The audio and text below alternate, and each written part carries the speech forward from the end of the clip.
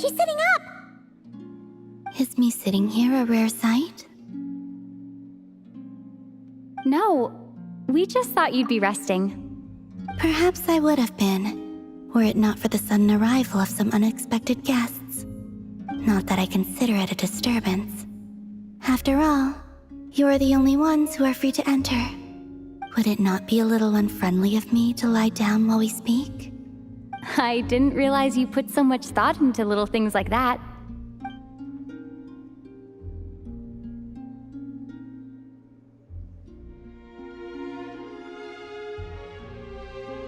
Only sometimes. There have been moments lately where I think about you and your companions. They are warm, mysterious, and cozy memories. Very few of my past memories are anything like that. They say that travelers return home bearing bags full of souvenirs. But my luggage was empty, and I believed it would stay that way. Return home? So, you're still planning on returning to the moon? Yes. This planet continues to reject me, reminding me that I do not belong here. If I remain in Teyvat, there will come a day that I disintegrate.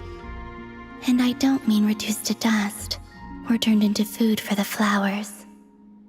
I mean, I will cease to exist entirely. Alright then. Well, we're sure gonna miss you. But it sounds like we'll have to say goodbye. How do you intend to return? The moon prayer night is soon to arrive. On that day, the moon will be closest to Teyvat. The Kuvaki in this land will reach its peak at that time. I merely need to grasp the tide, and with relatively little effort. Oh, Paimon gets it! It'll work like a slingshot! You make it sound like she's gonna get blasted up to the moon. If I did that, I suspect I would crash into the false sky. I will be using a much gentler approach. But I do like the analogy. It's fun. You see? She gets Paimon. In the blink of an eye, the time has come to part ways. It does feel that way, doesn't it?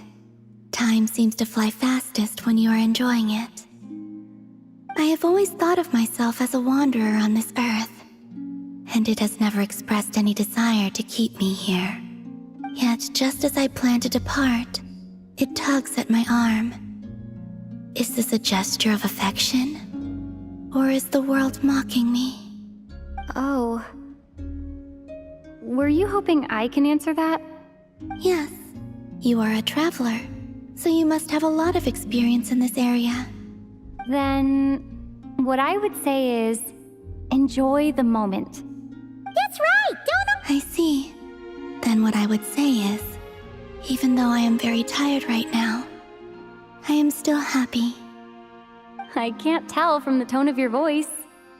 Oh, really? You don't think I sound happy? I'm just kidding.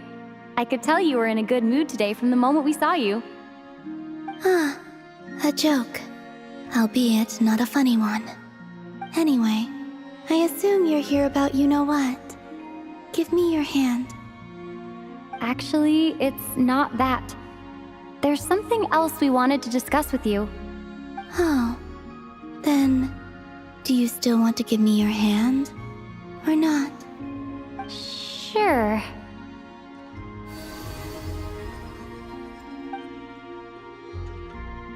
Thank you. So, I've heard that in the moon prayer nights of the past, people here would hold celebrations in the moon goddess's honor. Since you helped so much in our fight against the Rehir of Solnari, I think you deserve a farewell party before you return home.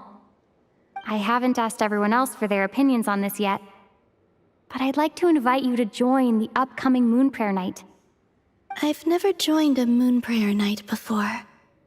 I'm not sure what I would even do. Oh, don't worry about that.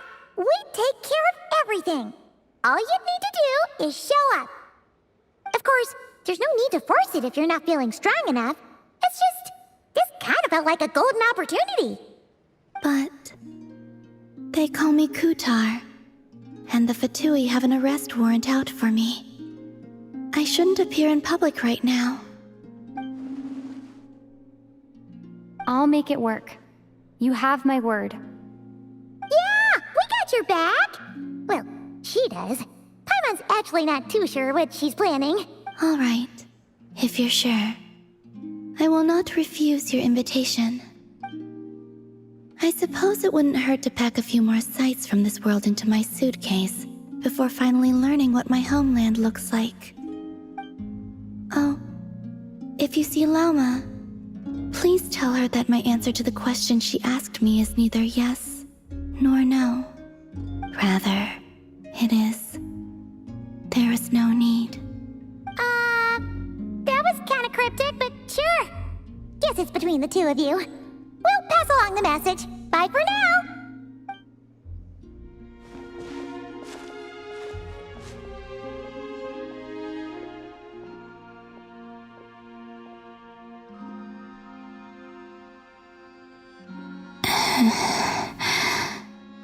And also, I do not know.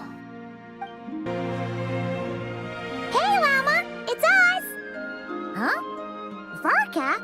What are you doing here? Beats me.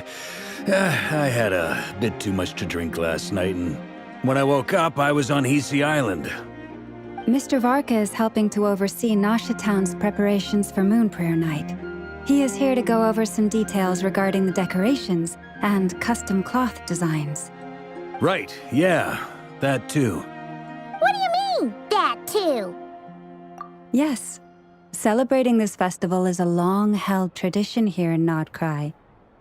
On this day, the crescent moon at the top branches of the verdant crest turns into a full moon, and the moon prayer blossoms bloom with a special radiance. Our people take these to be blessed omens. It's an especially welcome event coming off the back of all that nasty business with Rare. Everyone got put through the ringer recently, and now they're looking to turn their fortunes around.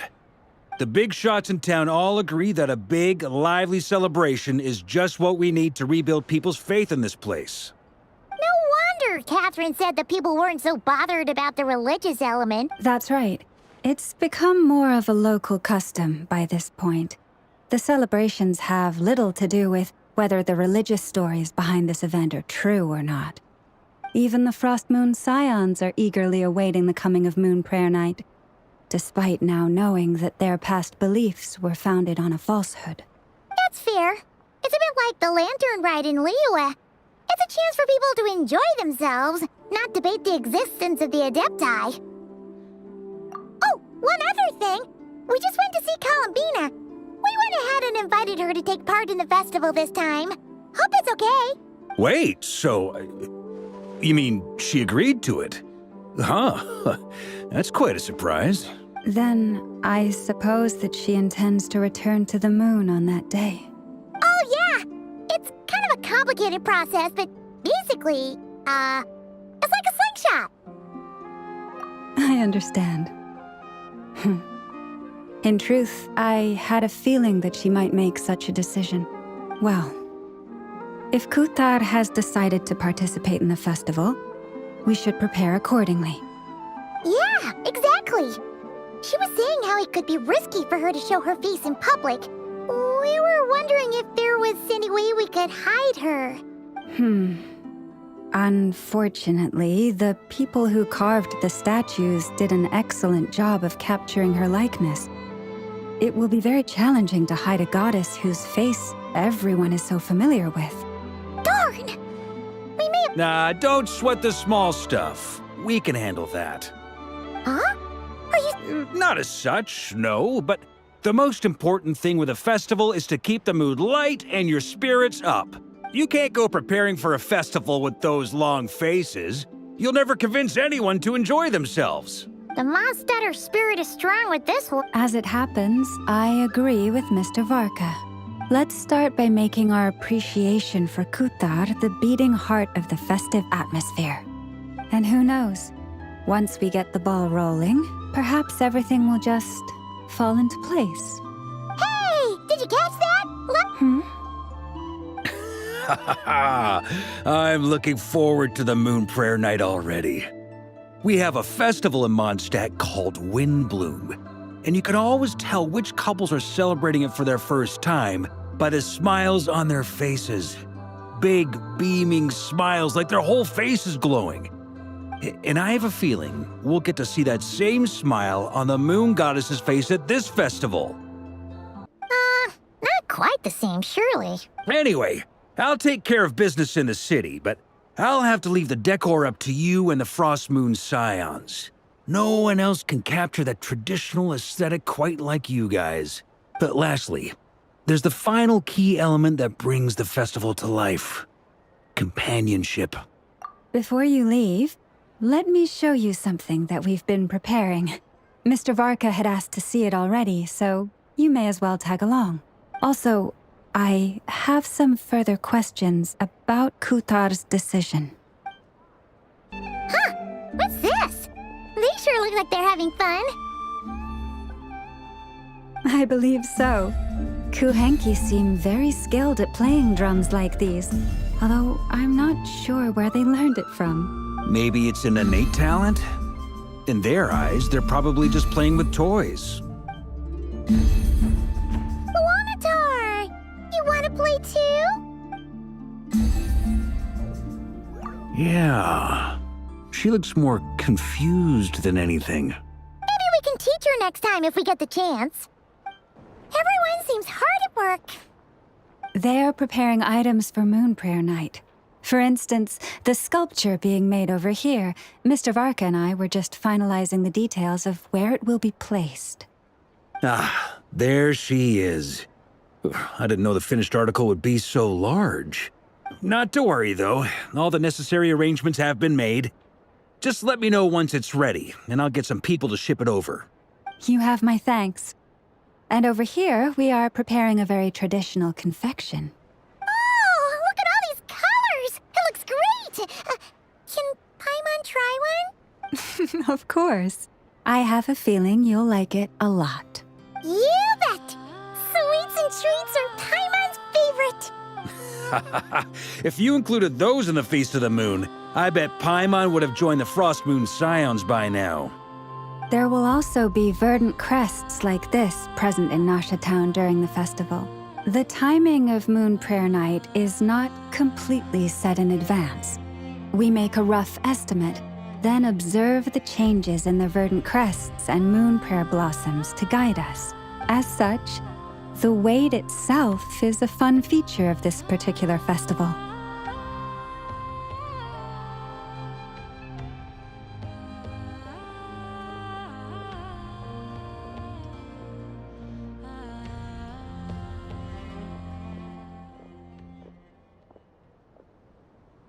Let's talk here. To tell the truth, I am very surprised to hear that Kutar is willing to participate in the festival. I once asked her if she'd be willing to stay with the Frost Moon Scions. I could introduce her to everyone, and we could be a family to one another. She did not answer, but she has not appeared here since.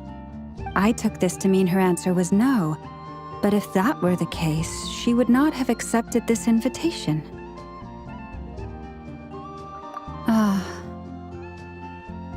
I see. Maybe she is right. Maybe the Frost Moon Scions of today no longer need a moon goddess. But my wish was not for her to come here and be worshipped as a deity. I simply wanted to offer her a place to stay. I'm sure she believes that showing herself here might invite Fatui intervention, and as such, she does not wish to cause us trouble. But what really pains me about all this is that this is her birthplace. She ought to belong here, yet no one has been able to grant her shelter. I think I'm qualified to weigh in here. When someone's about to depart on a long trip, what they need is blessings, not burdens. We should wish her the best, not make the journey harder than it already is. Anyway, she's agreed to attend, hasn't she? All we need to do is simply respect her decision.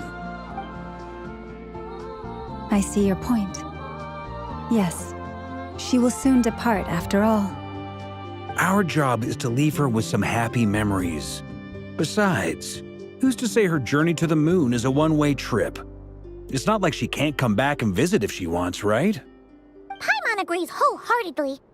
Festivals are all about having fun, so let's keep it simple.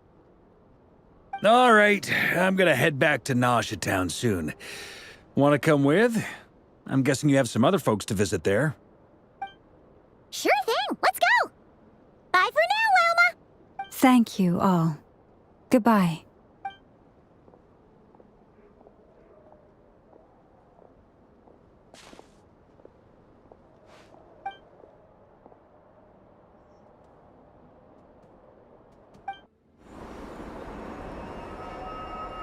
Huh? Hey, over there! It's Durin and Albedo with Flints! What could they be chatting about? Your guess is as good as mine. Ah, Grand Master, and the Traveler and Paimon. Hello there. It's been a while. Perfect. We have some new volunteers for our investigation. Wait, let me guess. The righteous Lightkeepers are finally ready to hunt down the Abyssal Dragon? Haha. Yes, that too. Yeah, right! Oh, wait! Why does everyone keep saying that too? Well, to be precise, the facts match, but not the causality. Wait, so I guessed right? Half right. Don't act so impressed with yourself. Maybe I can explain. We ran into Mr. Flint's north of Nausea Town. At that time, we just noticed a few abyssal creatures out in the wild, but the strange thing was, I didn't detect any traces of abyssal energy on them at all. On closer inspection, we realized that they were not real monsters, but something akin to reflections in the water, or perhaps a mirage. Huh? What do you mean? Like, you could see them but not touch them? Exactly. It was very peculiar. They roared and tried to attack us, but we could not make any physical contact with them. I think I've heard of things like that happening in Nocturne before, but I don't know much about it. Yes, it's a known phenomenon. Mirage-like illusions tend to appear in Nocturne in the run-up to Moon Prayer Night. From a distance, they appear quite real. I myself thought that Misters Durin and Albedo were locked in battle with abyssal monsters when I first arrived. But after sharing intel and investigating a little further, we can confirm that these illusions are harmless. There is no great cause for concern. All the Mirage stories I've heard are either animals, rocks, or small houses. Abyssal monsters, though? That's a first. It's a first for me, too. So I'm planning to look into it further just to be on the safe side. I intend to inspect a few more locations. What about you two? Any plans? Alice contacted me a few days ago. She'd like me and Durin to assist her with an experiment. But we lost contact shortly after receiving the message. I'm sure that comes as no surprise to anyone familiar with her. We don't know when the wind will blow, yet when the wind blows, we will know. That, in a nutshell, describes how Alice operates. Yeah, that tracks. Okay. Well, I suggest we investigate this Mirage business in the meantime. It's piqued my curiosity, and I'm pretty sure I know someone who will already be 10 steps ahead of us. Well said. Right? Whatever's happening in Nocturne, she always seems to be the first one to know. Let's go see what she knows. We can invite her and her staff to the festival while we're at it.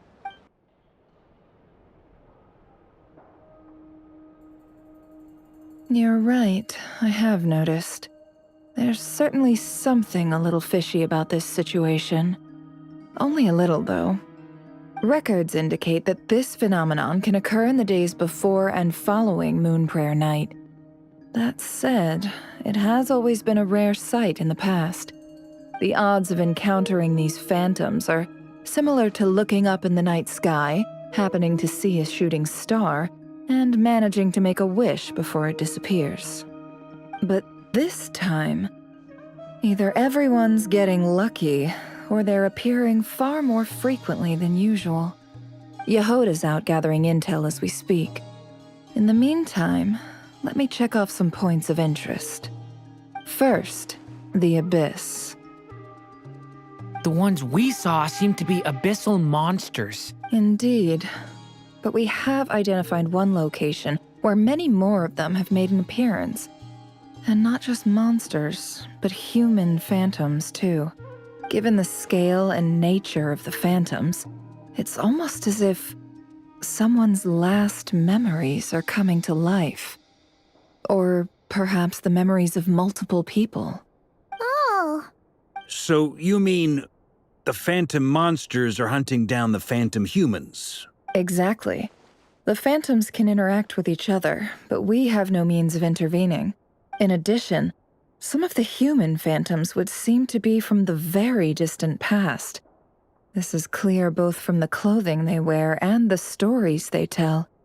They claim to be from Hyperborea, a name which I've heard from Lauma before. If this is true, it means they must be from 6,000 years ago. did Paimon hear that right? 6,000 years? It sounds like this merits further exploration. That'd be a big help. I'll leave it with you, Albedo. My knowledge of ancient history is non-existent. I used to doze off every time the pre-Knights of Favonius era came up in class. It's quite a miracle that you were able to understand these phantoms' speech, given how long ago they lived. I suppose you're right. But I'll leave the archaeologists to ruminate over that conundrum. As an intelligence broker, my sole interest is in the value of the information I gather, which, in this case, hopefully means earning myself some good favor with our dear Lady Moonchanter. So calculating. Whew, this intel. Sounds to me like we could split the work up. I think the abyssal phenomenon is best left to Albedo, Flint's, and me. Agreed. It coincides with my duty as a lightkeeper. For my part, I'd like to understand the abyss better. Even a little knowledge would go a long way. This is certainly a rare opportunity to study the abyss.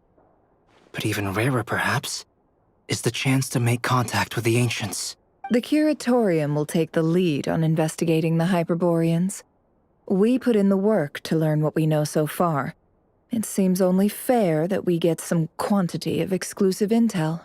That just leaves our trusty team of 2 unassigned. Since you became an honorary knight, of course. This was part of my grand plan all along.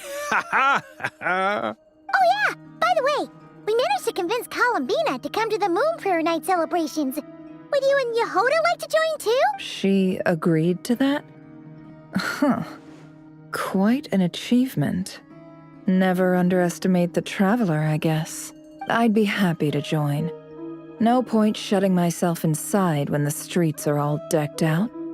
I doubt any clients will be visiting during the festival in any case. And Yehoda loves a party, so I'm sure she'll jump at the opportunity. No, no, no, no, no, no, no, no, no, no! Way to contradict me in front of... Wait, no, that's not what I have bad news, boss. So many people. All right, everyone inside, quick!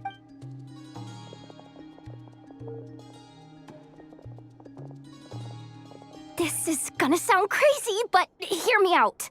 I saw one of those phantoms at Star Sand Shoal, and it was some sort of flying ship. Like a spaceship? That's gotta be the one you came to Tibet in. You said you saw the same thing through the moon marrow, right? Huh? You already know about it? Ugh, I thought I was gonna blow people's minds. Turns out I'm the last to find out. Wait, back up. You came here in a spaceship? Now my mind is blown! What's it like on the inside? Was it like flying through space? I want to know everything! Yep, exactly. Huge discovery. You're the best, second best intel broker in the world. After your boss, of course. Wow. Really? Well, I don't know if I'm all that, but... I guess that decides where we're heading next. Come on, don't look at me like that. I know the spaceship doesn't have anything to do with me, but you don't want to leave me as the only one twiddling my thumbs, do you? Please? Fair enough. In that case, let's meet back here to discuss our findings once we're done. I wish everyone a productive investigation. You too.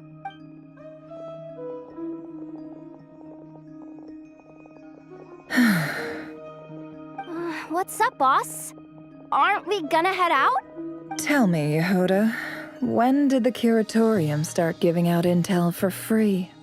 Oh, sorry, boss.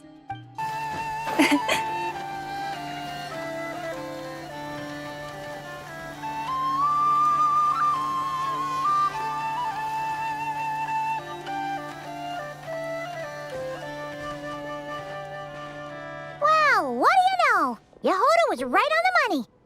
This Phantom really is your spaceship. But that's so weird. Why would it show up here? Is it some kind of projection? Or a ghost? Like, maybe it no longer exists. But somehow it left. Ah, you're already here. Miss Lauma, what a surprise. I thought you were busy with festival preparations.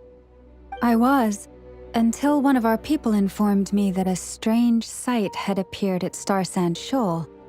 No one's ever seen something quite like this before. I thought I should see it for myself. Same here. Oh, so we heard that these things appear around the festival period. Any idea why that is? Unfortunately not. We have very limited information about them, since they can't be interacted with. And no human phantoms have ever made an appearance before now. The most we've been able to deduce is that these sightings appear to be connected to the increase in Kuvaki energy around this time. Yeah, seems like that's all we can do. This is all so confusing. Allow me to lend you a hand.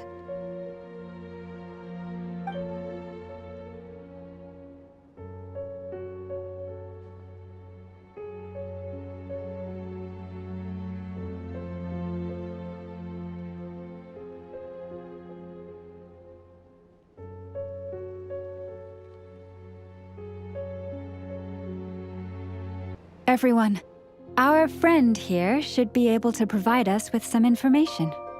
Is that a phantom rhymehorn deer? I've heard about how the Frost Moon Scions live in harmony with the animals and can even communicate with them. That's coming in handy now, for sure. Okay. Yes, I understand. Then how about this?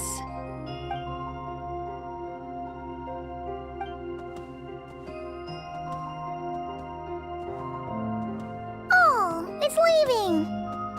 It appears to share our curiosity about this giant spaceship, so I asked it if it wouldn't mind investigating along with some friends. In return, I told it about some nearby spots where the wild fruit grows abundantly. We may live in a different era from these phantoms, but I trust that the terrain, climate, and ecology here are more resistant to the effects of time than some things are. Let's give them a moment and hope for the best.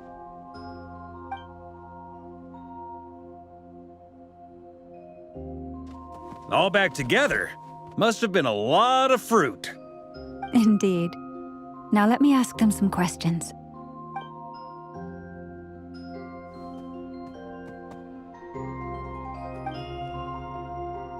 It did find a lot of wild fruit, enough for them to feast for a long while.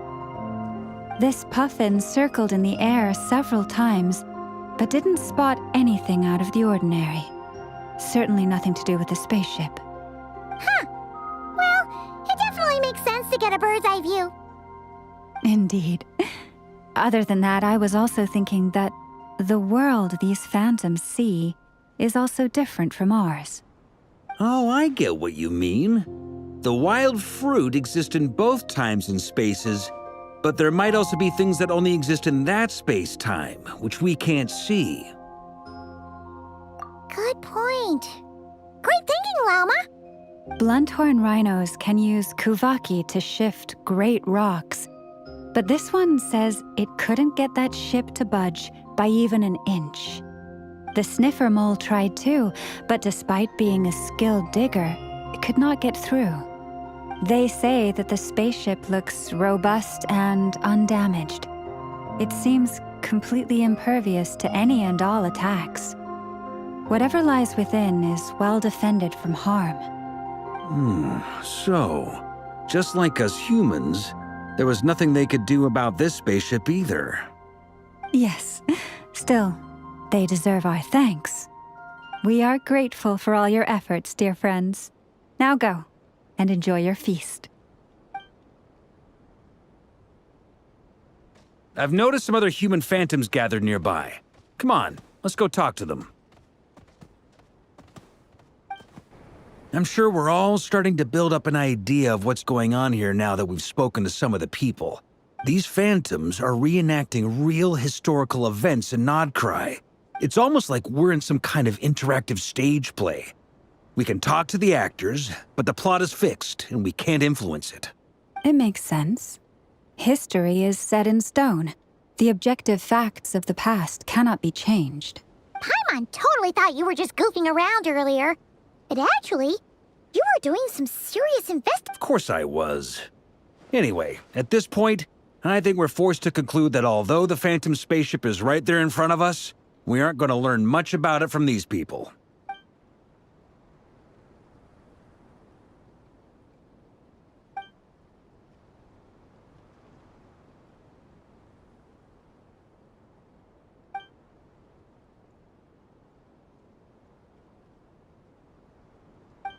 Don't be discouraged. If nothing else, this is proof of the ship's existence. And think about it. So many people tried to hack their way inside, but no one could get the door open. It's made of very tough material. To me, that says that we'll either find the ship itself or the story behind it. It's just a matter of time. Huh. Every now and then, when Varka gets serious, he actually does seem like Grandmaster material for once. I wonder how the others are doing. Let's head back for now. Sounds good. Also, drinks are on me if Team Knights of Favonius is the first to finish. Wait, we have a team name now? Am I in Team Knights of Favonius as well? You're very welcome to join. We've even got a cathedral ready for you. Isn't that technically blasphemy? You wouldn't dare make a joke like that if Barbados was in earshot. Nah, I'm sure Barbados doesn't mind a little harmless blasphemy once in a while. Incredibly, our separate investigations led us all to the same conclusion. Hooray for consensus! Yeah, but we barely learned anything, though. I totally thought this would be the mother lode. Talking with the ancients? I mean, come on! But nope, all we got was useless snippets of conversation. And all this stuff about moons and hyperopia. What a load of baloney. Seems like people back then had a few screws loose. I understand your frustration. We found the same issue. Each phantom only showed a very brief moment in time. There isn't much value to be found in these miscellaneous fragments of a civilization's history, no matter how glorious it may have been. If there's a silver lining, it's that these phantoms are harmless to the present reality. They shouldn't get in the way of the festivities. Paimon agrees. And not just because it's the first thing she understood in this whole conversation. You look disappointed, Nefer. Is something the matter? What do you think? We all worked our tails off, but the only one to gain anything from it was you, Lady Moonjanter. Well, please do share the Hyperborean records with me. I will gladly inscribe them in our people's documents. Oh, duh! Yeah! That was it! Hyperborea! Hyperborea. I'm serious. Only an expert in the Frostmoon Scions and their history can turn these records into valuable research material. The alternative is to let them gather dust on the Curatorium's storage shelves until the pages turn yellow. Nefer, you're wise enough to know that cooperating and sharing the profits is the best course of action here. Well, that goes without saying. Sure, let's do that. Huh? But didn't you say we aren't supposed to give out intel for free? Sorry. Shutting up. Now is not a good time to push Nefer's buttons. Anyway, back to Moon Prayer Night. I'm thinking that we should prepare something a little special, aside from the usual decorations and so on. You mean a parting gift? Can't go wrong with food. Although, does food go bad on the moon? Perhaps a lantern would be a better choice. It might be dark up there. It could prove difficult to light a lantern on the moon. Magical stones might serve that purpose better. What about a clockwork mecha model from Fontaine? I've got a whole bunch at home. I use them for fighting practice in my free time. None of these sound like things she would be even remotely interested in. But we don't interact with her enough to know what she likes. Yeah. It would really save us the guesswork if someone could find out what she's into. Wait, what the? Great! Haha, problem solved. Now, I need to stop by Dory's. Gonna need her help sourcing a bunch of stuff for the festival. Then let's leave it there for now. We all have our own business to attend to. Traveler, if you find out what Kutar likes, let us know right away.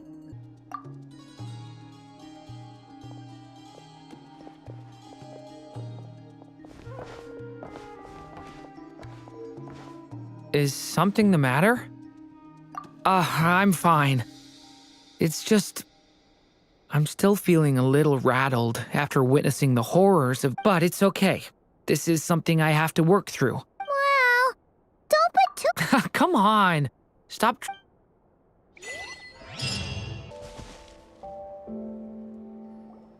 Columbina, we're back! Huh? She's not here. Weren't there a few Kuhenki here last time, too? Where did they all go? Walkies? For Kuhenki? Oh, well, looks like we just came at a bad time. There's still a few days until Moon Prayer Night, so we're in no rush. Besides, she needs time to rest anyway.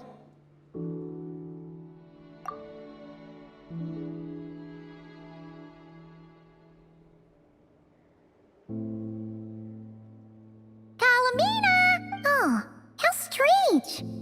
Looks like she still isn't here. Right? It's not like her to spend so much time outside. What about Luonatar? Luonatar? Hey! Do you know...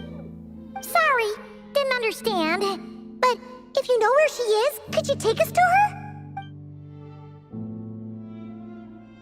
Yeah. That's even... What about him? Oh! That's not good news. They change color when Columbina gets weaker, right? And they look super pale right now. Good idea. She might know what's happening.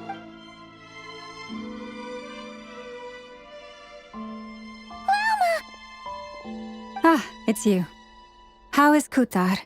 Is she okay? No, she hasn't. I came here to check on her after I noticed the flowers had changed color. Based on past precedent, she must be very weak right now. Even getting up to walk would be a struggle. It seems unlikely that she wandered off outside. Not to mention that she doesn't do that at the best of times either. So yeah, this is super weird. No. Very few people are in the know about Kutar's whereabouts.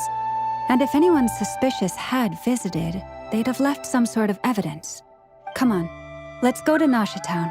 If anyone has seen her, someone there will know about it. It's not Cry's information hub after all. Makes sense. Let's go!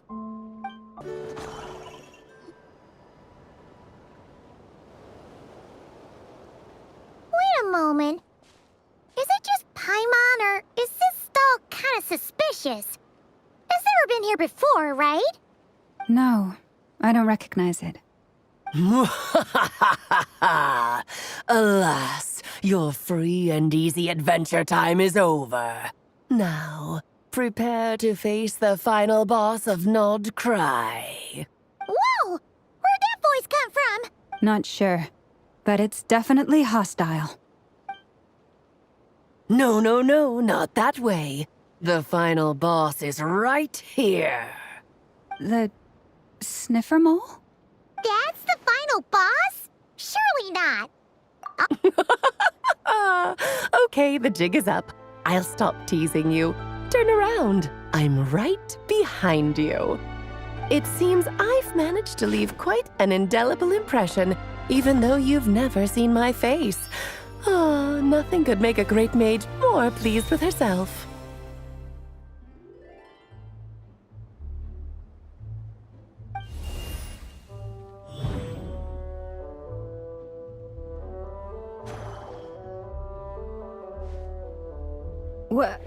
What is going on? I've heard that all the big shots in Tevat have long, wordy titles that stun people speechless when they make their entrance. Unfortunately, none of them are affiliated with the Hexenzirkel, and we ourselves keep a very low profile. The notorious name-dropping doesn't quite work for us.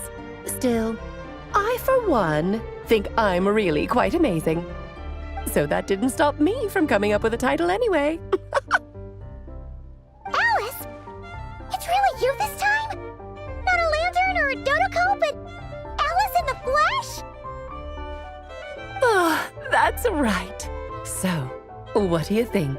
How does it feel to finally meet me? You look like... Oh, that's the first thing you thought. A little surprising, but that actually makes me very happy. Because that means that when Klee grows up, she'll be just as stunningly beautiful as her mother. So she's a friend of yours? Kind of. I see. Madam Mage, that was, quite a powerful entrance. I certainly won't be forgetting it anytime soon. It's okay, Lauma, don't force it. That's right. She's a good person. Well, what is the human heart if not unpredictable? Hmm? If we could not do as we please, how would we differ from machines? I am Lauma, Moon Chanter of the Frost Moon Scions. It is a pleasure to meet you. Oh, I know. Before you got here, I spent a good, 15 minutes getting up to speed on Nodcry's present situation. In other words, I've read the whole in the last episode part, so we can skip the pleasantries. Fair enough. Well, Miss Alice, I can already tell that you have quite a unique personality. He'll get used to it. Paimon sure is. Oh, I thought I told you already.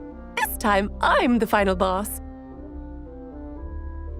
And what a formidable foe I shall be. Powerful, confident, decisive, and good luck finding my weak spot. You will never succeed.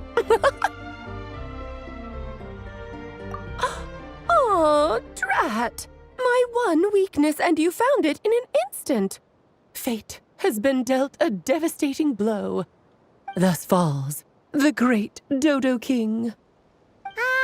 Why are you playing along with... For funsies, of course. What's wrong, Paimon? Are you disappointed in me? Am I a gigantic letdown? No, it's just... You seem like a busy lady. And this is the one time you've shown up in person. Paimon figured it would be for something more high stakes than just goofing around. You're quite right. I'm here in Nocturne because something big happened. Something big enough it caught the attention of the Hexenzirkel.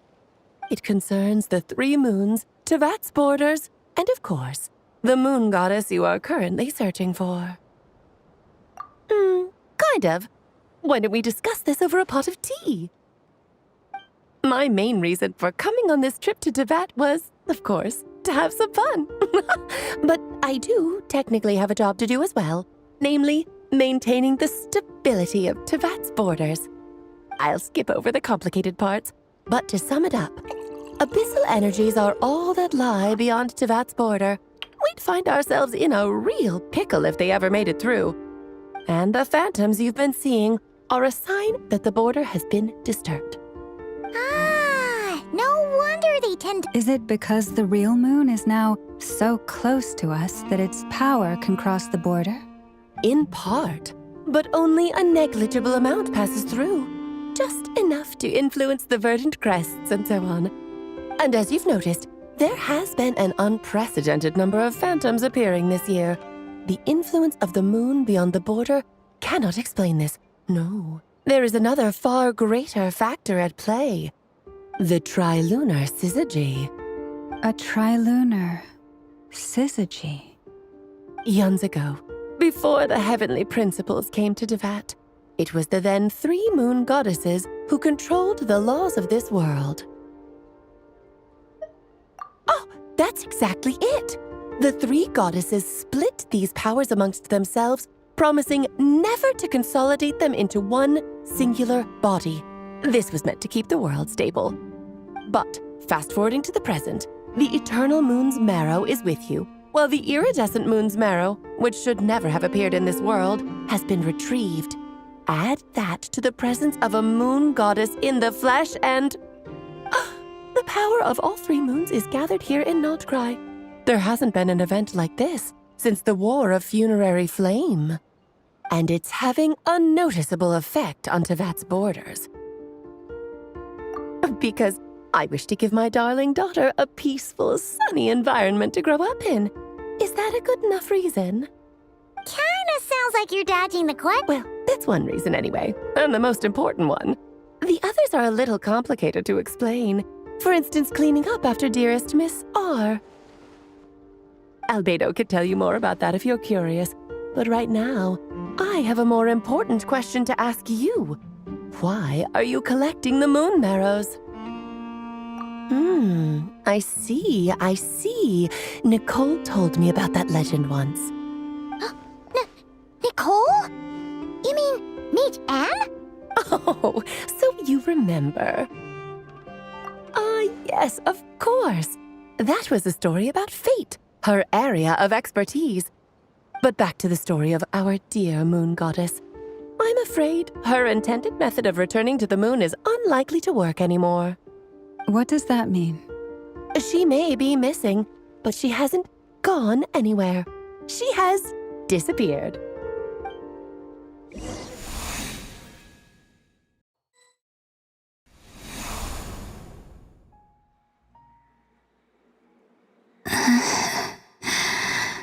My body is so heavy.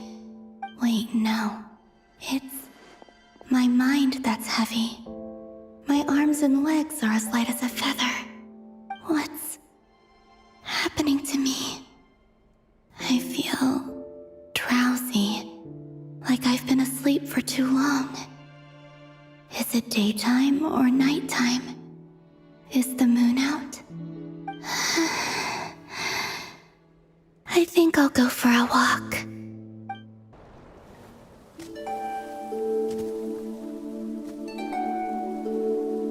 Are you out for a walk too? Huh?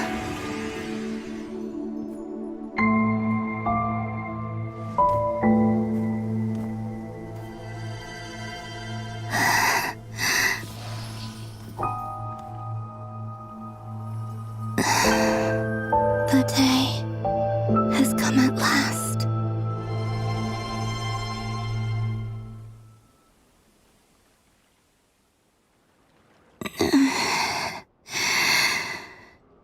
Have I grown so weak that I can't even sustain my physical form? But Moon Prayer Night is nearly here. I was so close to returning home. Death is near. Is this how it ends for me? Will I return to the moon after I disappear? Or... I don't want it to end like this. So far, at least, I still exist. Even if not physically, I can still feel. But as my power wanes, I'm sure that too will fade. I suppose I might take one final look at this world. The world where I was born. Come on, come on! Wait for me! The Frost Moon Enclave. How much it has changed since I was born. These decorations, they're so heavy. It's times like this when... How fascinating. I've never had the chance to be privy to people's private lives in this way. In the past, people would get so solemn and serious the moment I showed my face. Like they were frozen stiff. Karina, Lametti, it's time to eat. Coming! I want to watch them a little longer.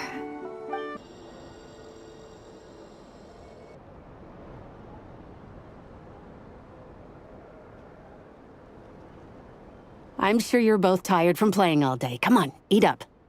A plain, humble meal. That has always been the way of the Frost Moon Scions. Huh? How come Lametti got a midsummer berry dessert? Oh, I always get Lockaberry. I don't mind sharing. You can have a bite of mine if I get to have a bite of yours. They're sharing food? I've never shared food with anyone before. Even at the Harbinger tea parties, everyone just ate off their own plate. And when I couldn't finish my food offerings from the Frost Moon Scions, they'd leave the leftovers out under the moonlight for the animals to claim. Hey! That was 2 bites! Oh, then you can have another bite of mine. Oh, you too. Oh, don't fret now. Here, have some of Granny's too. So this is what it means to be family.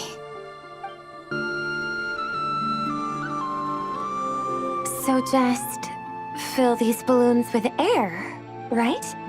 Yep. Try a couple now to test things out. The rest can wait till Moon Prayer night. Think fast.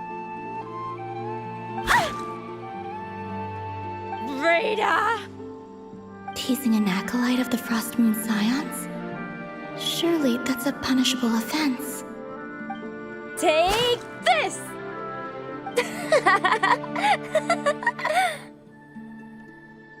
Huh? All right, enough horsing around. Lady Lauma gave us a task. We should get back to it. The task is just to check that the balloons don't leak, right? Doesn't matter if we fill them with air or water. Yeah. Okay, you got me there. And you got me there. But still, we can't use all the balloons before the festival even starts. We won't use all of them. And as long as Lady Lauma's trusted acolyte doesn't snitch, this can stay as a little secret between friends. A couple more can't do any harm, right? Oh, you menace. Then, think fast! Is pumping a balloon full of water really so much fun?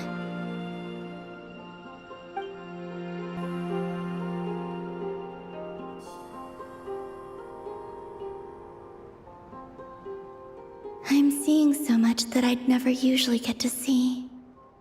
They'd never act like this when I was around. It's nice, being able to just watch people in peace in these final moments. What a rare opportunity. I think I'll go take a look around Nasha Town, too. Maybe the Traveler will be there. After the War of Funerary Flame, the moon goddesses were no longer recognized by Tevat. They lost the whole foundation for their existence. That's why the moon goddess's strength is fading. She cannot withstand the world's rejection of her. To be more pedantic about it, the moon goddesses did something to offend the heavenly principles, and that's why they were ousted. something of a recurring theme in Tevat's history. Theoretically, speaking so candidly should put me in their crosshairs too, but they can't tell me what to do. I'll say whatever I want. Anywho, the Moon Marrow energies were but a drop in the bucket for her, and that battle against the Ray Hair of Solnari only weakened her further. Fortunately, it happened close enough to Moon Prayer Night when the Kuvaki concentration here is high. That's the only reason she managed to survive this long. What do you mean, fortunately? You said she disappeared. We're too late. Oh, what a headache. I thought this was all common knowledge. I guess I have some more explaining to do. Okay, buckle up. It's time for another lecture.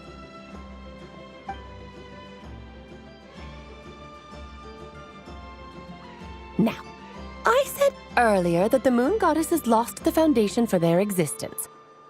The reason for that has to do with the natural order. Basically, the rationale for their existence in Tevat was lost. The same logic applies to the present moon goddess too. Consider her existence so far. Her comrades in the Fatui called her Damselette. And she was worshipped as Kutar by the Frost Moon Scions. But these connections have now been severed, whether by her hand or yours. So, the rationale that once sustained her existence is now gone. Wait, we did that to her? Oh, well, strictly speaking, yes. But let's not start pointing fingers, shall we? I'll only end up as the big bad villain, and that's not the kind of final boss I want to be. Of course I do. I'm only the greatest mage in the whole entire world. Now, if you wish to find your moon goddess, there are two problems we need to solve. Firstly, we'll need to strengthen the connection between her and Tevat, at least enough to sustain her until Moon Prayer Night. Strengthen her connection. But does that mean I'll have to rally all the Frost Moon faithful behind this? I'm afraid a bygone faith and a former home won't be of any help to her now. Do you know her name? Her name? Oh, yes. Names are very important things. A name is a fundamental concept that anchors one's entire existence. Then your first job is to find it.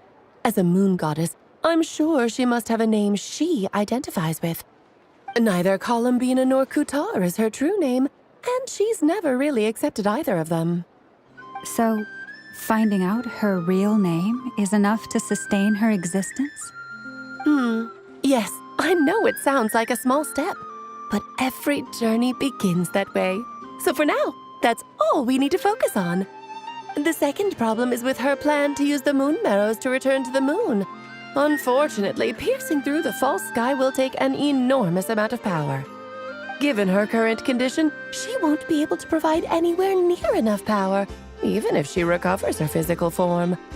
But no need to fret. Nicole's the expert in this field, and I'm sure she'll figure something out.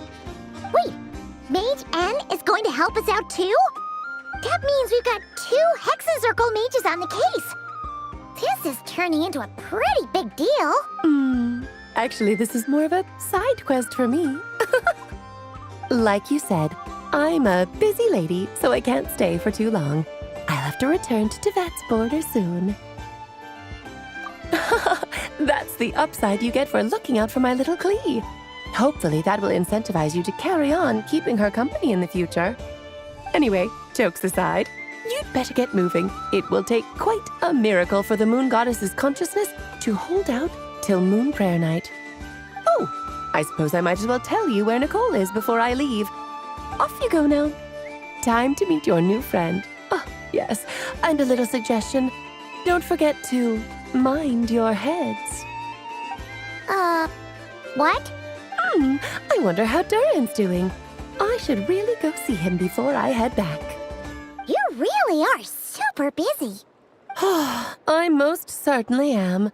There's so many children I have to keep tabs on just in Mondstadt.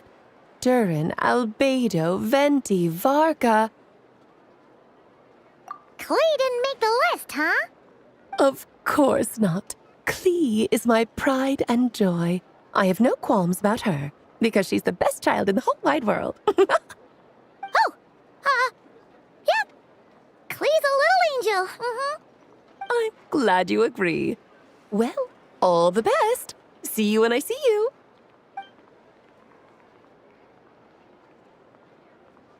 She left in a hurry.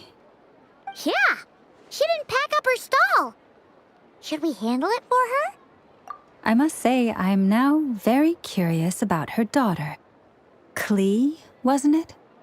What's she like? That's a long story.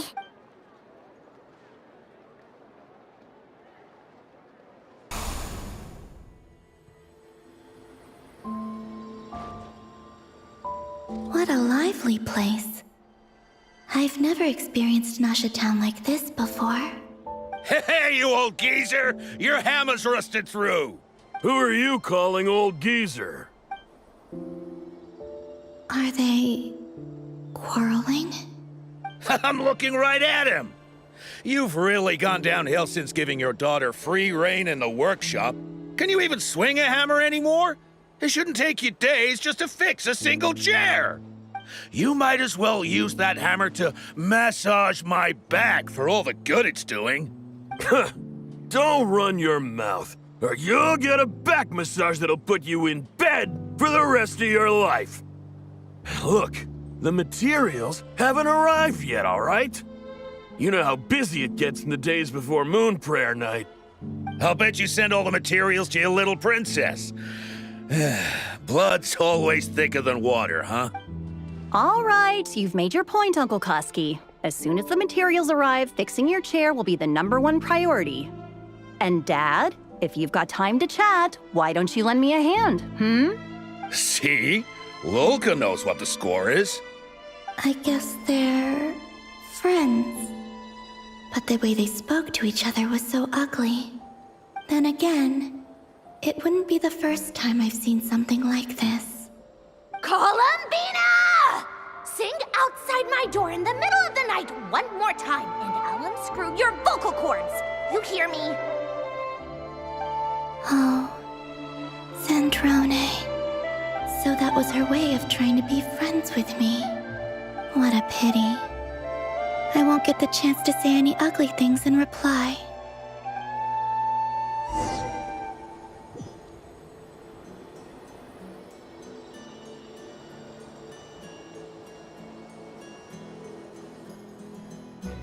Hey, have you decided what to give her for Moon Prayer Night?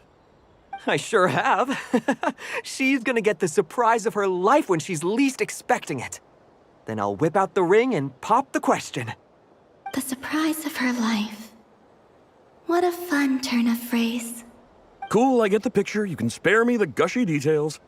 Ooh, looks like we have a customer. Hello there, ma'am. Would you like some Moon Prayer Night candy? Huh?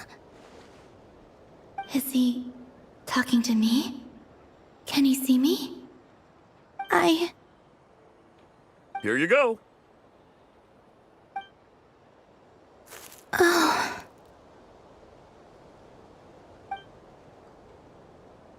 Come back anytime.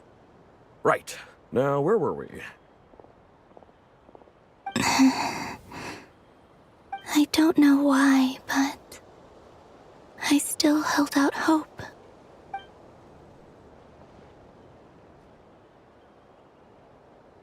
The most important thing right now is to find that mage. This name thing seems super important too, but where do we even start looking?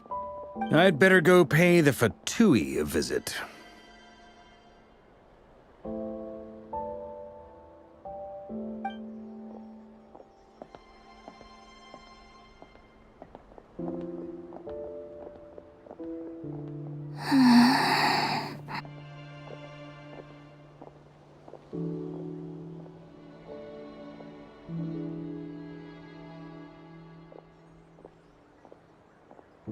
Columbina?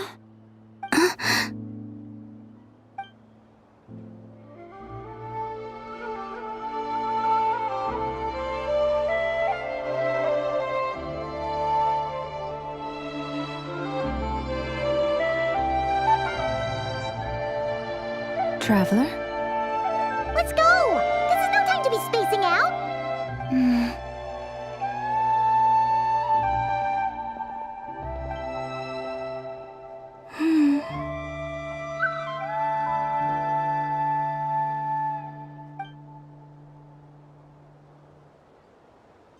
Where are they going?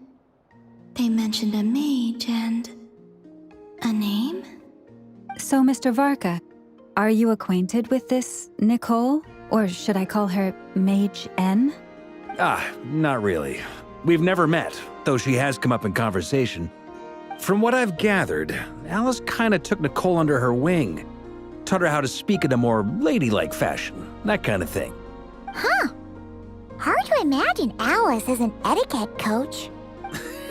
Yeah. Alice is a larger-than-life personality, I'll give you that.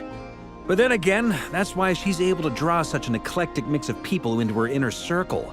If I remember correctly, being an interesting person is actually one of her main entry requirements.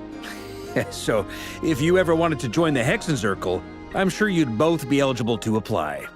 Hey! Don't go around making promises on Alice's behalf! I wouldn't dare. I'm just trying to paint a picture of the Hexenzirkel for you. Okay, sure. Anyway, since none of us have ever met Nicole, how are we supposed to find her? We can't just go up to every woman in sight and ask, "Hey, are you Nicole?" Maybe something she's wearing will give it away? Like, a wind bloom pinned to her chest or something. Wait a minute. Alice never said Nicole was from Mondstadt. Oh, true. That would be... this young lady, then?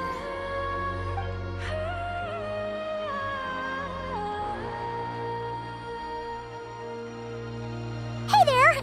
Sorry to disturb you, but... are you Miss Nicole? Varka, Knight of Boreas of the Knights of Favonius. Alice might have mentioned me before. Ah! Have we got the wrong person? Sorry. Well, this is awkward. When I shook my head, I meant, no, Alice hasn't mentioned you before. Huh? Where is this voice coming from? My apologies. For certain reasons, I am unable to speak. This is the only way I can communicate with you. It might take some getting used to, but I hope you can understand. Hey, it's fine. I'm more shocked by the fact that Alice never speaks about me.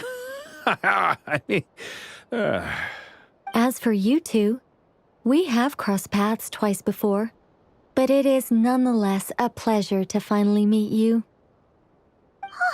It's really you! Thanks for all your guidance in the past! You're quite welcome. This time, things are different. We have reached the unwritten pages of the story. You might say that we stand at the crossroads of fate.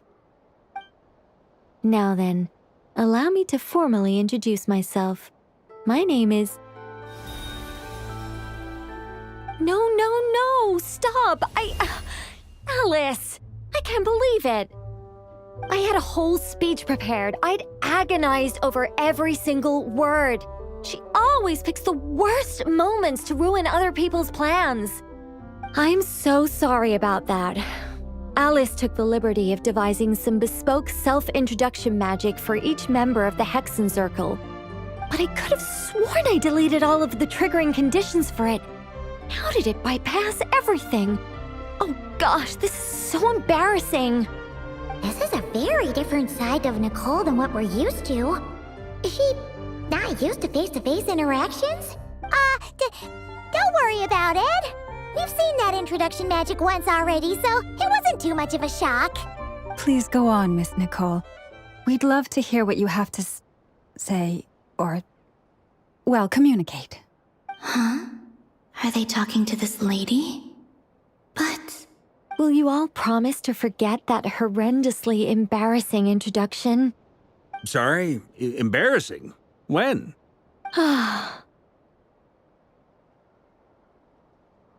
Yes, my name is Nicole. and I am one of a very few angels who have retained both their preferred form and their power. The Traveler and Paimon should be no strangers to this concept. There is another of our kind in Natlan. They call her the Lord of the Night. All right! Paimon remembers her! Yes. Well, I have retained more of my power than she. It's because I don't have a long-term duty to fulfill. To be more specific, no. We'll be here all day if I get into the specifics. Moving on. If I'm not mistaken, you are here because you wish to learn how one might reach the moon beyond the sky. That's right. Is that something you can give us any guidance on? Yes, I do know a way.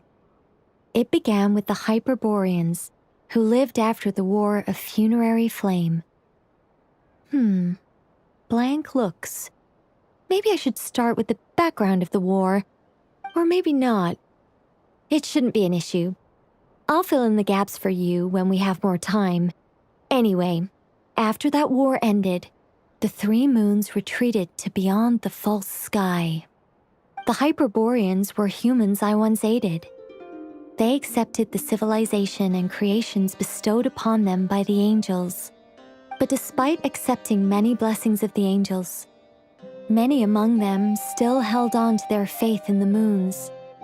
They were reluctant to accept the new order, even after the War of Funerary Flame. They sought to contact the moon goddesses beyond the sky and receive their guidance. But all three had passed away by that point. This mage has a unique method of communicating. Is she talking about the moons? Yes, but they did not know. And so, still they prayed for the moon goddess's mercy. After building titanic structures that consumed vast amounts of Kuvaki, at last they glimpsed the moons and heard their voices. But of course, they were gravely disappointed, for it was then that they realized the three moon goddesses were dead. Oh, that's such a sad story. It is. Humanity was in a very sorry state at that time. The angels who had once aided them were gone, and the War of Funerary Flames had left them homeless and destitute. Just a second, I gotta ask. How relevant is all this history to the task at hand? Well, I mean, it's... Okay, it seems we've drifted into irrelevant narrative waters. It's been a while since I've had the chance to speak inside someone's head. As soon as I got started, I lost control and the words just flowed out like a waterfall. What I'm trying to say is... Right, yes, that's it. The relevant part is the ritual created by the Hyperboreans. The fact that they bypassed the false sky and saw the true moons implies that they successfully built a connection between Teyvat and the outside world. Which means, with enough Kuvaki and a sufficiently stable connection, it should be feasible to send one person over the border. Okay, so they built some kind of portal? Oh, yes. A portal. Yes. Is something wrong? You sound disappointed. I just didn't expect you to summarize it so well.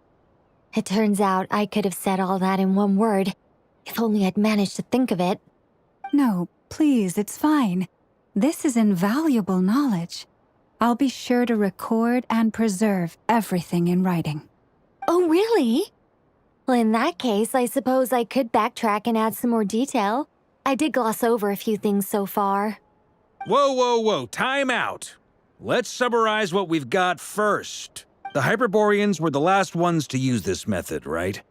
So we somehow need to find whatever structure they built and make sure there's enough Kuvaki to power it up.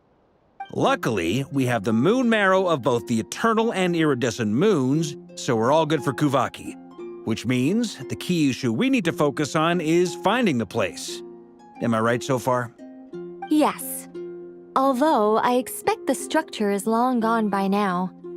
That said, what if we could take advantage of the phantoms to travel back to a time when it still existed? Well, travel back isn't quite accurate. It's more like we'd be creating a handshake between 2 points in space-time. We wouldn't even have to pick a time when it still existed. It could just be a time when it still appeared in phantom form via projection, or we could project our own phantoms, fold them together, You look lost. Was that too hard to follow? Yeah, things got a little, technical there. All right. Let me think about how to put this more simply. Okay, got it. Over the next few days, I'll search for phantoms that we can use. Once I find one that meets the criteria, I'll let you know and we'll regroup. By completing certain rituals, specific individuals will be able to enter the phantom and make it to the Hyperborean structure. If everything checks out and it looks feasible, we'll just need to wait for Moon Prayer Night, and we can send the Moon Goddess back home. I'm really skimping on the detail here. Is this making any sense at all? I think so. For now, we'll just wait to hear from you. Yes. Basically, yes. Great. Counting on you. In the meantime, we'll focus on finding the Moon Goddess's name. My name? Are they looking for a way to stop me from disappearing? Excuse me, Miss... Go on, Miss Nicole. This conversation was a little all over the place. I didn't catch your name. I am Lauma, of the Frost Moon Scions. Ah, I did wonder. I noticed that you listened very intently when I spoke about Hyperborea and the moon's history. If you'd be interested, I'd love to visit you this evening and go through it again in greater detail. Also, if you were serious about making a record, it would be too risky to simply write down the raw details as is. I would suggest some tweaks. Maybe rewrite the stories as fairy tales or fables, perhaps even prayers. Anyway, we can cross that bridge when we come to it. So, see you later then? Oh, and no need to prepare anything. Just a cup of tea will do. See ya! She seems friendly. It's just... It's so nice to find someone who's actually willing to listen. I've been dying for a chance to finally go through all this systematically from start to finish. Any longer and I'd probably start forgetting it. Now Paimon gets why Alice told us to mind our heads. Ha ha ha! What did I tell you? A lot of quirky people in Alice's orbit. Now then, the next order of business is, where do we start looking for the Moon Goddess's name? Maybe the rest of what Nicole has to say might give us some clues. Once I've heard her out, I'll summarize the salient points and share them with you all. I'm also inclined to review our other documents. Yes, our faith was first established by our Hyperborean ancestors, but many of the more factually accurate records are from after Kuthar's birth. Sounds like we're gonna follow Kalabina's journey through Tevat, huh? In that case, we'll start by heading to the Frost Moon Enclave. Sounds like a plan. Take this with you. I'll see about getting in touch with the Fatui. It'll probably just be Arlecchino and Sandroni again. They're the only ones who would want to help. Thank you, Mr. Varka. Ha ha ha ha! Don't mention it. Honestly, I'm more comfortable dealing with the Fatui than prying into the details of a young lady's childhood. Catch you later. I should follow them, just in case there's some way that I can help. A while ago, I took the time to organize all documents in our possession that pertain to Kuthar. What you see here is the material I consider reliable. You're saying there's unreliable material too? Yes. Most of the information we have was transmitted through an oral tradition. Inevitably, some of her stories were mythologized and deified over the years, through countless retellings. That's why I organized them into reliable and unreliable. There's no sense seeking answers in history unless we can ensure the veracity of the historical record. Makes sense. Alright, let's take a look through. Almost all these records refer to Kutar instead of Columbina. Although neither of those is her real name. What we can gather from these records is that the Frost Moon Scions worshipped her as a god, placing impossible expectations upon her. I cannot fault them for their earnest faith, but for all their devotion, worshipping her day in, day out changed nothing. I imagine that none of it resonated with Columbina. It wouldn't surprise me if, even back then, she had already begun to reject the name Kutar and everything it represented. Lama speaks the truth. When I heard them call upon Kutar with hope and expectation in their voices, they may as well have been calling upon somebody else. Well, that's a bit complicated. I looked at the level of detail, perceived authenticity, prose style, and how realistic their portrayal of Kutar seemed to be. Amongst the Frost Moon Scions of today, only I know of her existence, and I alone have spoken to her face to face. As such, I know that there are certain things she simply would never do. That being said, I have sensed some changes in her lately. Changes?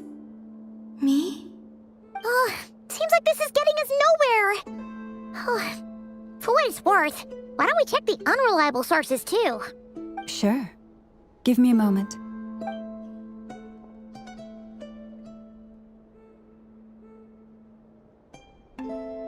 Exerting but a fraction of her divine might, Kutar sheared a great mass from the snow-capped mountain and cast it into the sea, upon whose surface shone the mirror image of the moon. Thus was formed the island of Hisi. Yeah, right. That doesn't even begin to pass the sniff test. The 3 moons are naught but lies through and through. Only one moon has ever shone for us, and Kutar is her name. The vast majority of ancient texts are filled with fanciful tales like these. I trust you understand my criteria a little better now. Kutar did not speak, merely gazing into the distance in silence. And where her gaze landed, this was her prophecy. Clearly, whoever wrote this text never even met Kutar.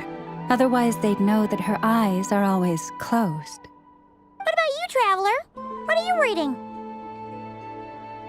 Come on, let Paimon see. The child wished to build a wooden nest with which to shield a fledgling bird from the cold. But being so young and lacking in strength, the child could not snap the branches from the trees. Kutar was passing by. Upon seeing the child, she summoned forth a Kuhenki, who built a beautiful nest for the child. I remember that. Not knowing the meaning of Kutar's divine intervention, the child dared not to respond, and thus ran home to call their parents. But Kutar was gone. The moon chanter declared the event a miracle and took the nest as a relic, placing it on high for all to see. The child was named as one favored by the goddess and was greatly respected amongst the people. Yet, no further miracles were bestowed, and this matter was forgotten in but a few years. Huh. Any thoughts after reading that? Yeah. Columbina probably just wanted to join the kid in making nests. Ah. I'd originally considered this a fabrication, because Kutar did not perform any similar actions in subsequent records. But now that I think about it, it does seem like something Columbina would do. It's just that... She didn't know how other people would interpret her actions. She was probably worried about making things difficult for people. And so, she gradually stopped joining in. Yes. Oh, that's so sad.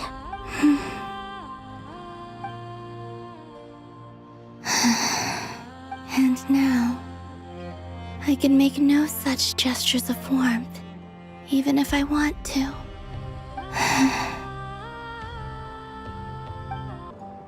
Let's see. There's Varka. Oh, and it's Durin and Albedo too. Yeah, this is pretty much the same place. I convinced them to stick around a little longer. We were all waiting on people, so I figured having a little company would help pass the time. Ah, so you've been waiting for us? Does this... Sure does. Now you're back, we can go meet up with them together. How'd your investigation at the Frost Moon Enclave go? Well, we didn't find out Columbina's true name. But apart from that, it went pretty well. Aha, just as well that I didn't tag along then. I'm sure our moon goddess wouldn't want every man and his dog knowing all about her private life. Still, desperate times, desperate measures, I guess. Someone had to do it. So, Varka was waiting on us, but what about you two? Are you waiting for Alice? Oh, no, we already met with her. We discussed that experiment I mentioned to you last time. Oh, and she also handed me this communication device. That's right. I understand she informed you about the relationship between the phantom phenomena and Tevat's borders, yes? She wants me to help her with some more experiments on that front. She said that she'll contact me through this device with more information. Ah, I see. Following instructions and making observations. Pretty common research method.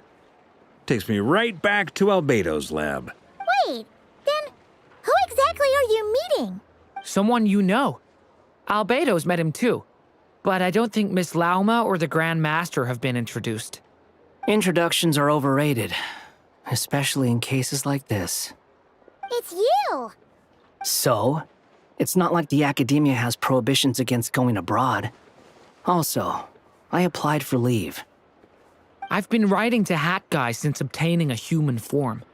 I've already brought him up to speed on everything that's been going on in Nodcry. Hat Guy? Turns out, I actually have heard that name before. Oh? Then why did you react the same way I did? I only knew the name, not the fella. But since we're all here, let's do some introductions for what it's worth. I'm Varka, Grand Master of the Knights of Favonius. Lauma, Moon Chanter of the Frost Moon Scions. And I'm a Driosh from the Vahumana Darshan of the Sumero Academia. Hat Guy. Good to see you again, Mr. Guy. I believe we last saw each other on the boat ride here. Mind you, the only reason I came here is because there's someone I want to look into. Who's that? The Doctor, also known as Dottore, second of the Fatui Harbingers. From the tone of your voice, it sounds like there's bad blood between you. I was reviewing our archives and noticed that a lot of information about him was missing. It left a bad taste in my mouth. That's all there is to it. Dottore, or Zondique, as he was then known, once studied at the Academia, but he got kicked out before he could graduate.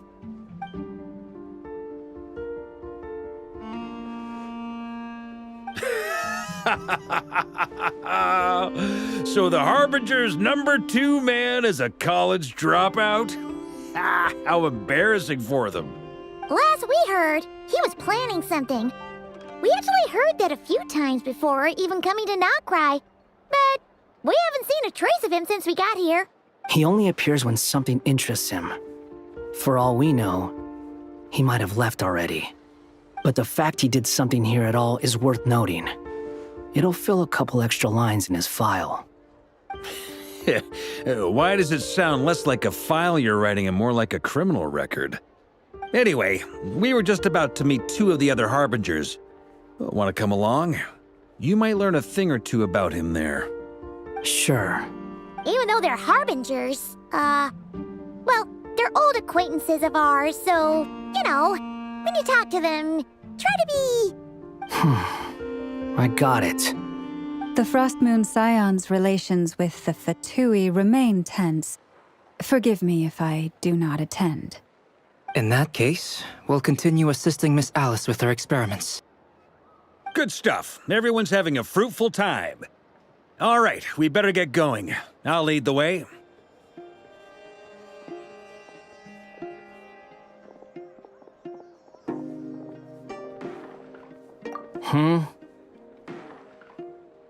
Well, yeah, that's obviously part of it.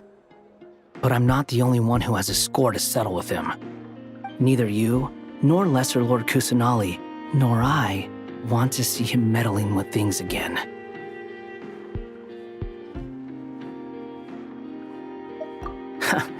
What's the hurry?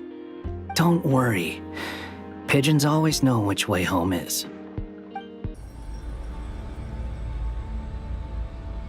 You made it. Who is this? A scholar from Sumeru. They call him Hat Guy. He's an old friend of the Travelers. Wait, this is the academia representative you wrote about? He doesn't exactly look the part. I believe this will prove my identity. You'll notice it bears the seal of the Sanctuary of Surasthana. Well, what do you know? So it does. All right then. My mistake. It's fine. I expected as much. What? So as I mentioned in my letter, the Academia's got its eyes on Dottore. But this matter remains top secret.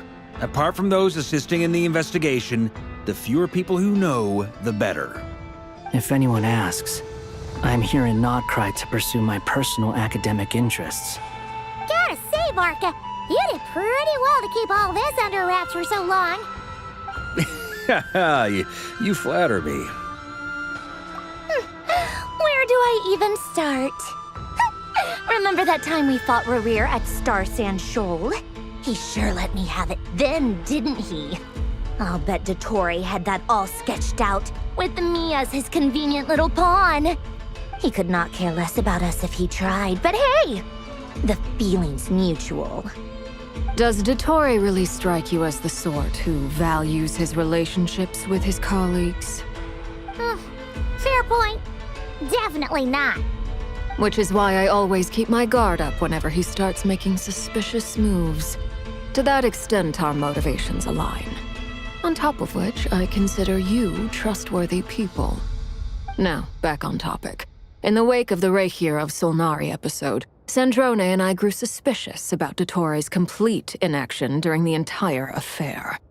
So we tried to find out what he'd been up to, but unfortunately to no avail. He never lets anyone in on his plans. The more he cares about something, the more secretive he gets. Indeed. Perhaps he believes that by keeping a low profile, he can avoid trouble. But that trick isn't going to work on his colleagues. Yeah, I mean, he's been researching the ancient moon's remnants. And he's been trying to get his paws on the moon marrows. Only an idiot would believe he doesn't have something more planned. With this in mind, I returned to Snezhnaya and relayed my thoughts to Her Majesty the Tsaritsa, entreating her to have him recalled. That's pretty direct. Did the Tsaritsa agree? Yes. I made it abundantly clear that the Fatui's business in Nocturne is almost concluded, and we do not need 3 harbingers in this territory. Her Majesty concurred. Accordingly, Dottore has returned at her orders. I imagine he is continuing with experiments, which no one besides he would ever have any interest in. Common sense might mean nothing to him, but he's not stupid. He knows that no good can come from opposing the Tsaritsa. Smarts alone won't get him all the way. He needs the Rooster's resources and Regrator's Mora, both of which the Tsaritsa can strip from him by waggling a finger. But doesn't he have a track record of publicly following orders while going against them in private? He probably has it down to a fine art by now. Wouldn't put it past him. We worked together on a research project once. Only briefly, but it was enough to show me that we're fundamentally different people. He has no interest in doing things methodically, stage by stage. His thoughts jump all over the place, and the moment his curiosity is satisfied, or he gets the results he wants, he disappears. The only similarity we share is that, once we set our minds on doing something, we will see it done, whatever it takes. Oh, we definitely saw some of that in your battle with Rerir. You got so competitive. Ugh, do not remind me. Then I believe we all concur. Dottore will not simply give up. Fantastic. Now this is turning into a whole day of unpleasant memories. Ugh. Are you talking about the moon? He also strikes me as the kind of person to disregard experimental regulations, ruin all the equipment, and go way over budget. Then leave the first person he can find to deal with the fallout. Exactly. This one time, he was running some high-temperature experiment and the substance exploded. But does he care? No. He orders his subordinates to open the device so he can observe the results, which causes the gas inside to leak out. That gas was poisonous. If I hadn't been there, who knows how many people might have died. And after all that, he left while I was still cleaning up after his mess. What a waste of time, he said. Waste of time? The nerve! He wasted my time! You've been bottling that up for a while, huh? Hat guy, I must say, you seem awfully familiar with internal Fatui affairs. Especially when it comes to Dottore. Thank you, Lady Harbingers, for providing such valuable information. I have no other questions for now, so I'll be on my way. Wait, what? You're just gonna leave? You're welcome to join if you want. Ugh. Just when Paimon thought he'd finally mellowed out. He makes quite the impression. I'll say. I've met tons of headstrong people, but not many of them would join me in bad-mouthing Dottore. Anyway, back to the main agenda. Barca, you said that Columbina has gone missing? Or rather, disappeared. Yeah. We're working on building a connection between her and this world. The simplest method is to find out her real name. I've actually asked her that question before, but she said she didn't know. Considering our relationship, I doubt she was lying to me. As far as I recall, she was never dispatched by Her Majesty to claim a gnosis or anything like that. The Tsaritsa's plans had long contained a place specifically for her. I always thought that was weird. What could she do that the rest of us couldn't? Knowing what we do now, it's probably something related to Kavaki, right? More than likely. When she first arrived, Columbina would often go to Her Majesty and ask when she could start the task assigned to her. But Her Majesty always gave the same reply. The time has not yet come. So she spent her days in Snezhnaya doing basically nothing. The Tsaritsa has summoned a beautiful blind maiden to be a harbinger, giving her the third seat by virtue only of her enchanting voice. It was a dumb and stupid rumor, but the reality of the situation made it hard to refute. And what happened after that? I imagine she stopped caring. She no longer seemed to care why she had been recruited, and Her Majesty never gave her any missions, so she just continued to sing in the flower garden. For my part, I was busy. So busy, in fact, that watching someone be that idol had me fuming. But still, I got the sense that she had long been used to a life of other people claiming she was needed when she wasn't. I just felt that having a place to stay would cost me something eventually. And so I waited quietly for the day that I would have to pay the price. And on the other end of that spectrum, you had me. Someone once told me that I had the lousiest work and the toughest luck. That's a good way of putting it. I forget who said it, but those words have always stuck with me.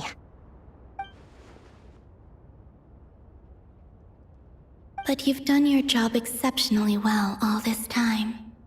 Because at heart, you are a conscientious person. What is it? Something come to mind?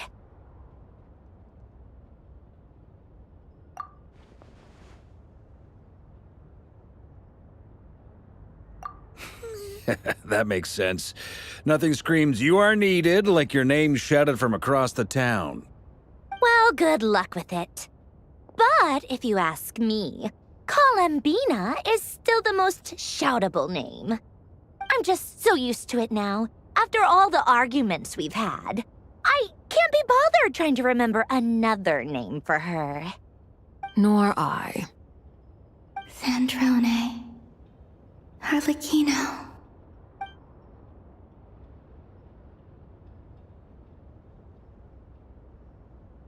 Huh! It's a Sealy! Does that mean Nicole has news for us? Ladies, I thank you for your hospitality. If the chance ever comes up, I definitely owe you both a drink sometime. I'm sure it will. You can make your own way out. Heck, you've been here enough times, you probably know your way around better than I do. Okay, time to do what adventurers do best. Follow that Sealy! There you are. I was worried you might stop to collect treasure chests opened by the Sealy along the way. It would have taken you so much longer to get here. Another conversation I cannot hear. I am delighted to see that you understand what takes priority, and that your adventurer's instinct has not swayed your resolve. Really, I must applaud you for it. You should know. Okay, I'll try and keep it short. My senses are telling me that this is where we shall find the entrance to the ruins. Oh, cool! Well, what are we waiting for? Let's open it up and see! Patience. This was a sanctuary of great importance to the Hyperboreans. A special process is required to open the gate. Oh! Like the place that housed the Eternal Moon's marrow?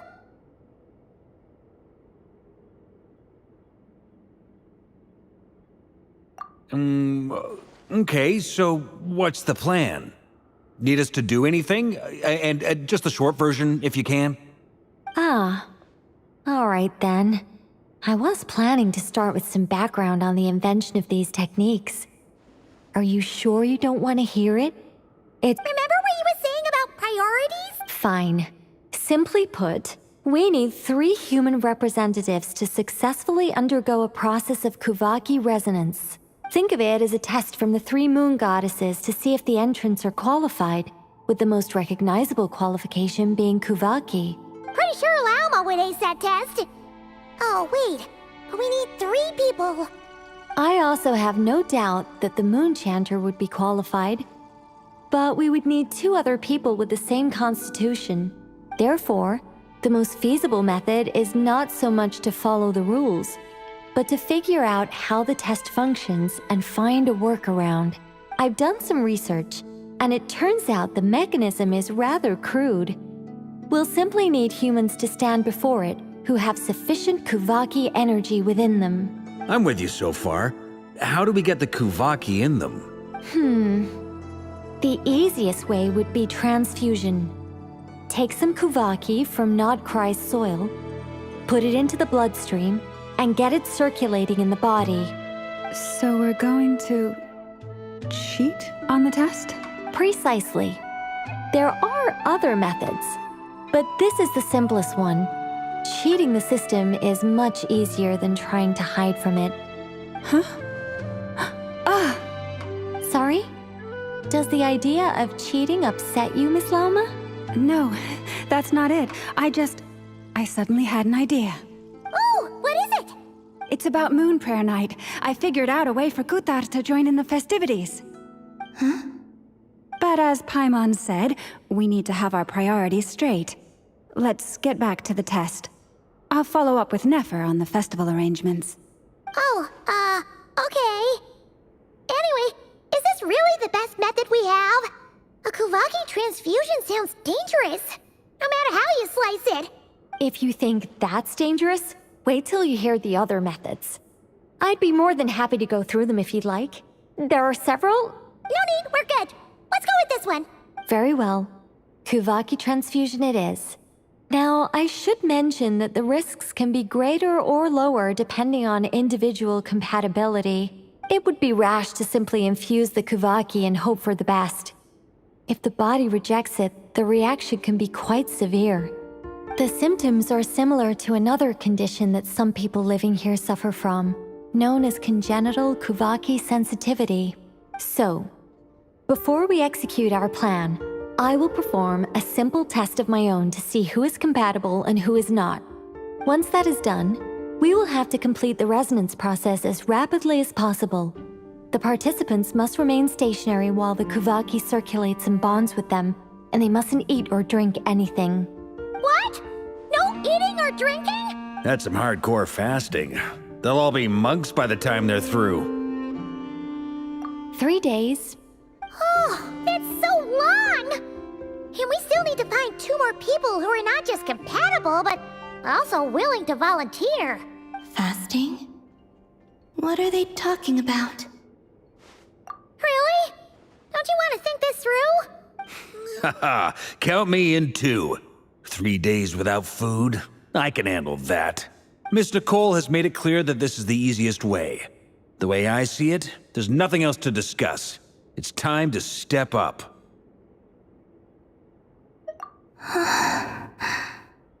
Yeah, you're right.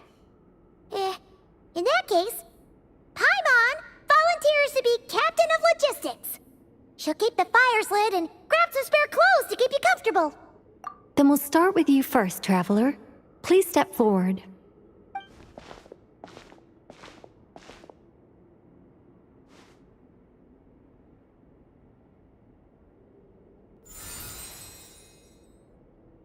How's it going? Do you feel anything?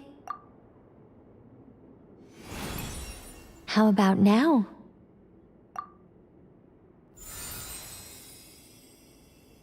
And now?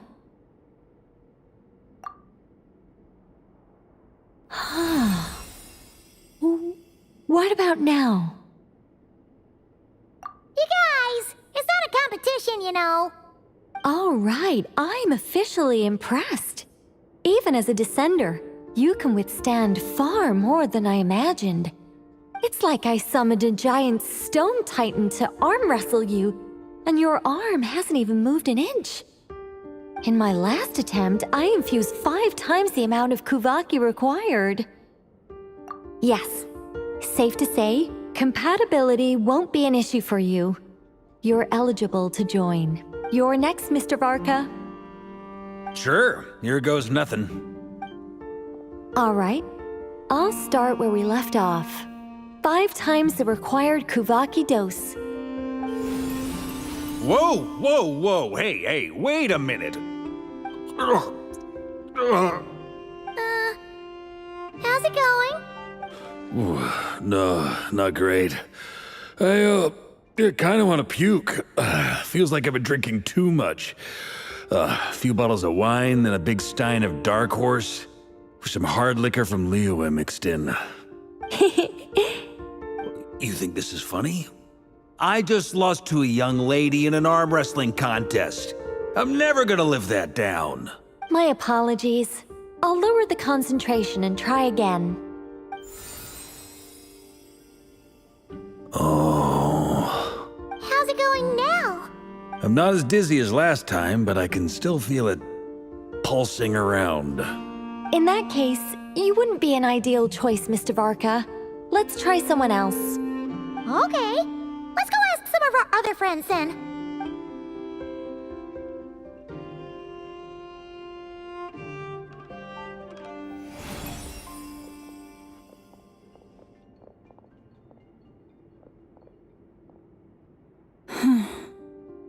No surprises here, Miss Moonchanter.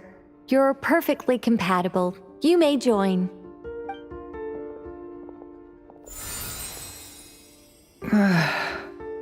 I'm getting a slight headache. Shame. You were so close. Whoa, I'm itching all over. Allergic reaction. We can't have that. Huh? Well, are you gonna start a what? The Hexen Circle is an organization that cares for and protects children. We will not have them do dangerous things. Not even tests.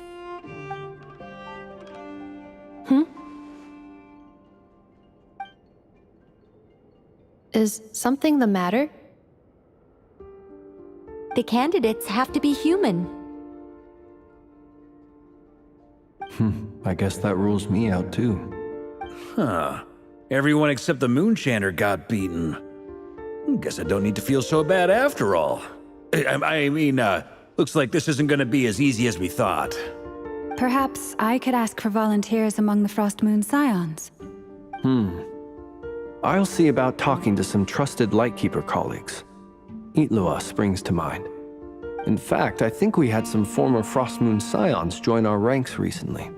Can you give me the scientific explanation for how the test works? I can probably make some kind of test bot. Then we can just zip through Nashitown, going up to people and pressing a button to check their status. Wouldn't that be way easier? No.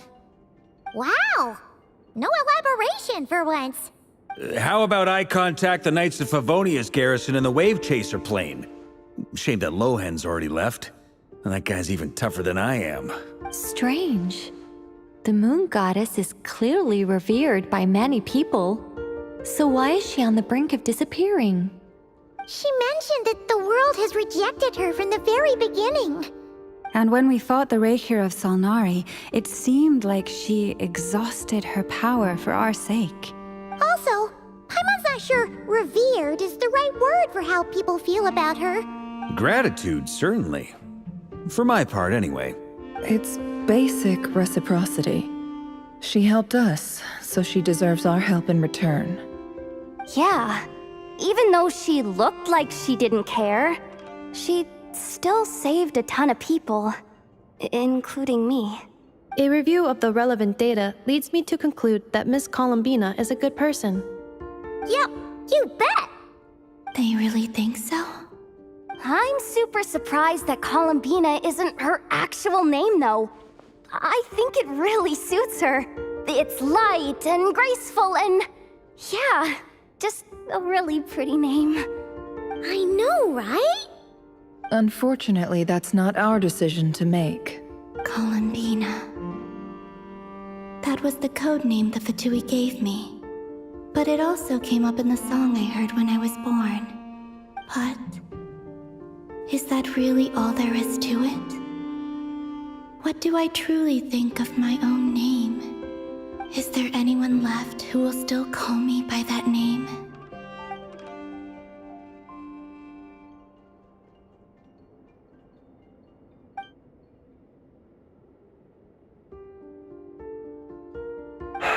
Moonprayer Night is getting closer by the day.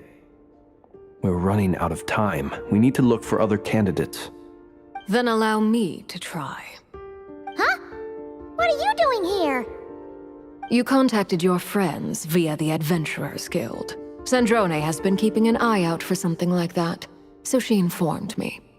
Since I have the ability to accommodate a moon marrow, I should prove to be a suitable candidate. Arlecchino. When can we begin? I see. We can begin right away.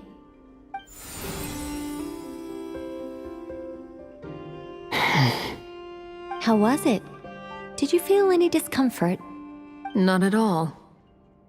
Then it seems we shan't need to look for additional candidates after all. Great! Cool. All right, like Paimon said, the rest of us can take turns making sure the three of them stay warm and comfy. Then, my job is to take care of the caretakers. I will ensure everyone receives food and accommodation. I'm ready as well.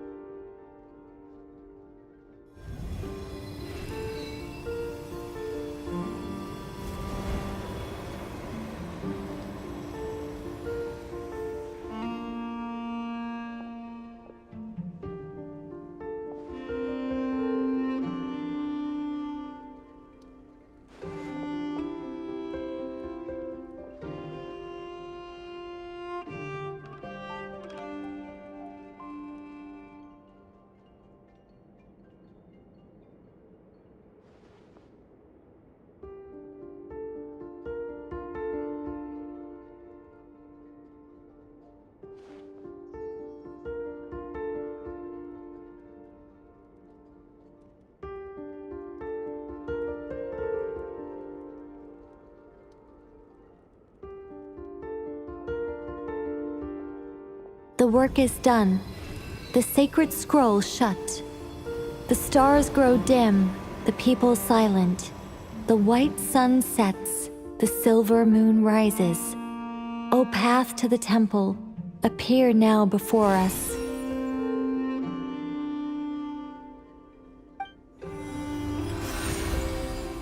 Wow! It really opened! So that's what all this is about. They've been trying to open this gate. Come, let us enter. It might be best to eat something first. Take care to chew properly and swallow slowly. It will give your body time to readjust to the digestion process. They will head in soon. They will need to enter this gate.